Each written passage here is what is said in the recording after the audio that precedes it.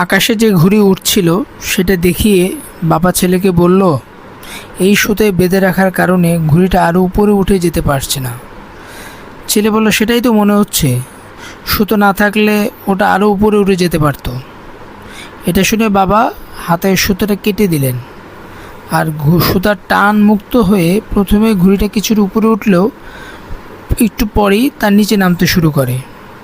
এবার বাবা তার ছেলেকে বলল, শোনো, জীবনে যে উচ্চতায় আছি বা থাকি সেখান থেকে প্রায় মনে হয় ঘুড়ির সুতার মতো কিছু কিছু বন্ধন আমাদের আরও উপরে যেতে বাধা দেয়, যেমন পরিবার, বাবা মা, সংসার, অনুশাসন ইত্যাদি। আর আমরা সেই বাঁধন থেকে কখনোই মুক্ত হতে চাই। বাস্তবে এই বন্ধনগুলো আমাদের উচ্চতে টিকিয়ে রাখতে, স্থির রাখতে বা নিচে পড়ে যেতে দেয় না। এই বন্ধন না থাকলে আমরা হয়তো ক্ষণিকের জন্য কিছুটা উপরে